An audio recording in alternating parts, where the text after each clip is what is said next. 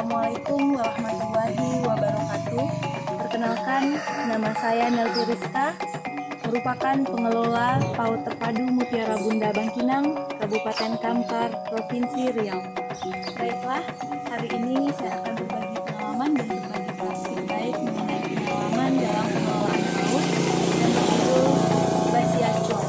Selamat menyaksikan. Filosofi dari Basiacung ini adalah salah satu budaya bahasa dari adat Kabupaten Kampar yang biasa digunakan oleh nenek mama dalam berbagai acara untuk membuka unjong atau cerita peristiwa yang akan dilaksanakan. Kita kaitkan dengan pengelolaan PAUD.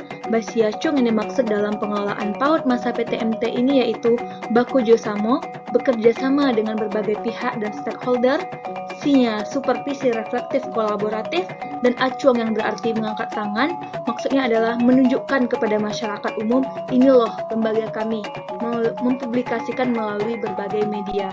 Tahap persiapan yang dilakukan yaitu yang pertama, membuat SOP mengenai pembelajaran tatap muka terbatas, selanjutnya membuat spanduk pencegahan COVID yang diletakkan di lembaga, ada beberapa hal terkait pencegahan dan penanganan COVID-19, kemudian melakukan kerjasama dengan pihak puskesmas, kemudian melakukan sosialisasi mengenai PTMT kepada orang tua, kemudian kita membuat surat pernyataan, orang tua menandatangani bahwa memberi izin anak melakukan PTMT, dan kemudian memastikan lingkungan sekolah sehat dengan melakukan desinfektan ruang kelas dan halaman, membersihkan ruang belajar anak setiap minggunya, dan mengatur jumlah anak dalam pembelajaran maksimal 5 orang dengan membuat batasan tempat duduk anak.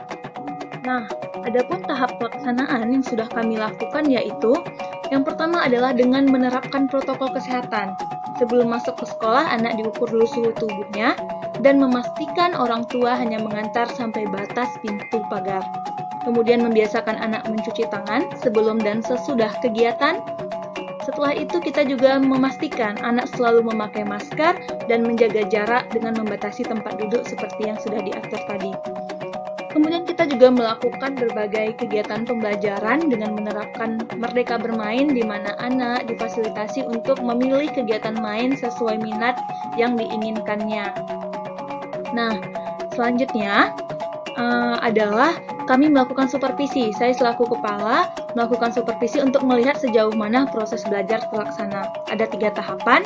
Yang pertama, pra pembelajaran, reflektif kolaboratif, di mana pada tahapan ini guru diminta mengisi jurnal pra pembelajaran supervisinya. Jadi melihat, apa kekurangannya, apa yang akan diperbaiki untuk pembelajaran besok. Sehingga secara kolaborasi dibentuk kesepakatan RPPH yang akan digunakan. Selanjutnya, supervisi pada saat pelaksanaan pembelajaran, saya melihat langsung proses pembelajaran di kelas, bagaimana pelaksanaan implementasi Merdeka Bermainnya, apa kendala dalam protokol kesehatan. Setelah itu pasca pembelajaran. Setelah pembelajaran, kami melakukan supervisi kembali bertemu guru untuk melihat apa kendala-kendala yang dihadapinya selama proses pembelajaran dan memperbaiki pembelajaran membentuk kesepakatan RPPH yang akan digunakan. Nah, kami juga memfasilitasi pembelajaran daring bagi anak yang tidak bisa datang ke sekolah untuk pembelajaran tatap muka terbatas. Dan juga menggunakan blended learning, di mana guru membuat video pembelajaran, dan setelah itu anak diminta untuk menonton video yang dibuat guru tadi di dalam kelas secara bersama-sama. Dan ini adalah juga contoh kegiatan kami saat memperingati berbagai kegiatan secara virtual, seperti saat memperingati Hari Kemerdekaan, anak mengikuti lomba bersama orang tua di rumah dan mengirimnya melalui WA Group, dan guru melakukan di sekolah.